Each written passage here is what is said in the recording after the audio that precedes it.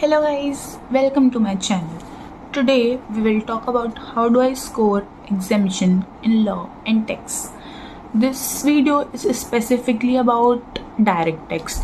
Many people asking me that how do I score exemption. I got DMs on Telegram, in my WhatsApp, my some of friends asking me about how do I score exemption.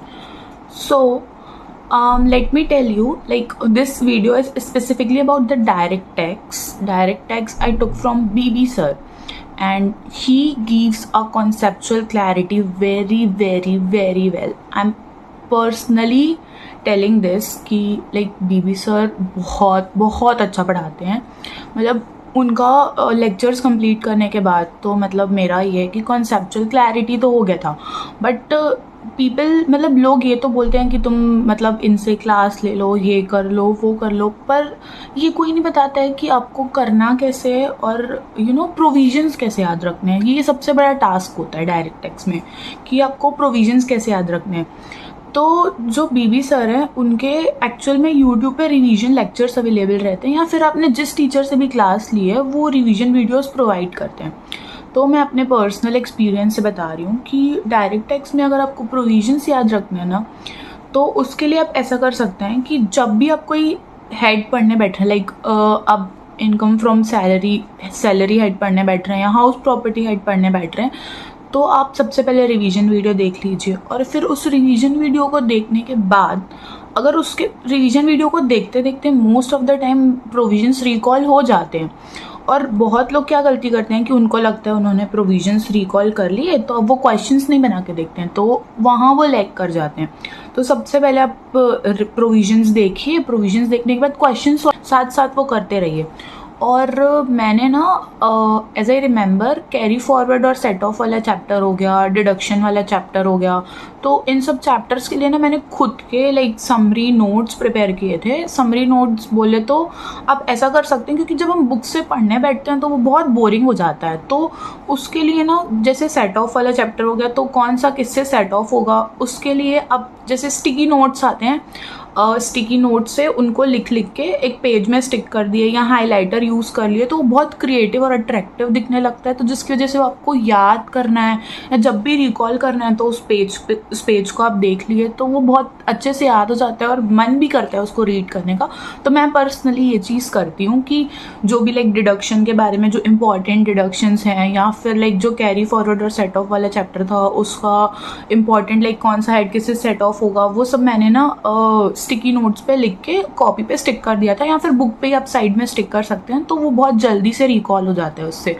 और क्या कर सकते हैं कि direct tax के लिए तो मतलब यही है कि प्रोविजंस अच्छे से याद होने से बाकी सब चीज़ें उसमें हो जाती है. और TDS TCS वाला chapter I am personally telling कि मैं उसको कितना भी पढ़ लूँ ना तो मैं भूल जाती थी.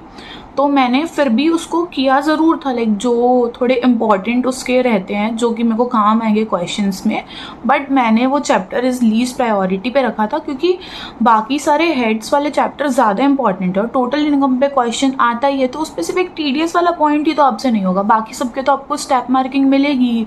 तो सिर्फ एक TDS TCS के चक्कर में आप पढ़े रहते हैं बहुत सारे लोग सिर्फ.